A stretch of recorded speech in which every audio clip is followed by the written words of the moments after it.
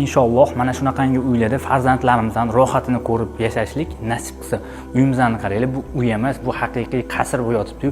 Hol qismini o'zini kengligidan ko'ryapsiz. Juda ham chiroyli, yaxshilab joylash, yoniga limon choy qo'yib, oyoqlarini uzatib yuboringlar. Albatta bilaman, inshaalloh sizlarga mana shu uyimiz yoqadi. Qaranglar, bir boshidan boshlab sizlarga ko'rsatib beraman. Zinalarimizni haqiqiy yong'oq bu yoqqa keladigan bo'lsa, elektronik ham emas, bu rostakamli o'tinda yonadigan, chetlari tosh elementlar ishlatilgan. Ana endi ko'ryapsiz, bu yerda mazaki oynalar ishlatilgan. Ayollarimiz ko'proq vaqtni o'tkazgan oshxonaga kirar ekanmiz. Bu yerda mana shunaqa o'tirib taomlanish uchun oila davrasida barcha qulayliklar mujassam qilib qo'yilgan. Televizorni, mягкий divanlar qo'yib qo'yilgan va mana bizning oshxonamiz.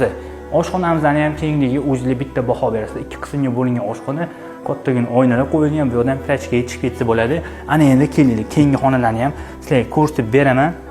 Uyimizning yashash maydoni 850 kvadrat metr tashkil qiladi. Mana shu ko'rayotgan barcha tillar elementlari hammasi susanli zolta, ya'ni susanli tilla ishlatilgan. O'zingiz bitta ko'rib baho berasizlar. Ana endi kelinglar, uyimizning mehmonxonasiga kirar ekanmiz. Mehmonxonamizning razmeri 10 metr, kattaligi o'zingiz bitta baho berasizlar. Bu yoqqa kirgan mehmon chiqib ketgisi kelmaydi. Ranglarni qaranglar. Charchatmaydi, ko'z mazza qilib dam oladi. Ko'ryapsizlar, o'zingiz bitta baho berib qo'yasizlar. Kelinglar, birinchi etajimizdan spalnisiga yo'l olar ekanmiz. Bu spalnimizning o'zining ichida hamma qulayliklar mujassam qilib qo'yilgan, ya'ni sanuzellariga ega. Ko'ryapsizlar, sanuzellari ham bor, shkaflari, hamma sharoitlari qilib qo'yilgan. Sanuzelni ham kengligini o'zingiz bitta ko'rib baho berasizlar. Ana endi sizlar bilan birgalashib ikkinchi etajga ko'tarilamiz. Zinani qaranglar, menga zina yo'qdan eshikdan kirasizlar-yu, bitta odam diqqat e'tiborini tortadigan katta keng hol bo'lgan. O'zingizlar ko'rib bitta baho berasizlar, juda ham chiroyli.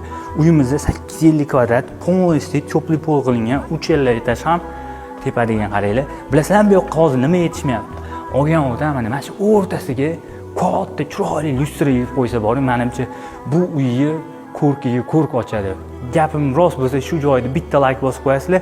Bu yerda kattagina olgan odam xolis mana shunaqa mягкий zona qilib ham qo'ysa bo'ladi. Kattagina panorama oynalar.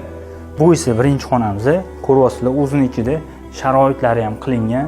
Bu yoqqa keladigan bo'lsa, yana bitta spalnimiz bordi. Hamma sharoitlar qilib qo'yilgan, o'zi bitta ko'rib baho berasizlar. Xo'p, bu yerda yana bitta spalni, buni endi ko'rsatib o'tirmaymiz. Bu mягкий zona qilib qo'ysa juda ham chiroyli bo'ladi. Bu yoqqa keladigan bo'lsa, yana bitta xuddi shunaqa planirovkada o'zining ichida sanuzel, shuni yonginasi yana bitta xonasi bo'lyapti. Ikkinchi etajda mana shunaqa xona ikkita bo'lyapti. Uyimizning fasadini ham ko'rib turibsizlar, juda ham chiroyli. Podvalga to'xtaladigan bo'lsak, podvalni olgan odam kinozona, sport zal qilib qo'ysa bo'ladi. Inshaalloh bu videoni kimga ravo ko'rsangiz, o'sha eng yaqin jigajizga jo'natib qo'ying.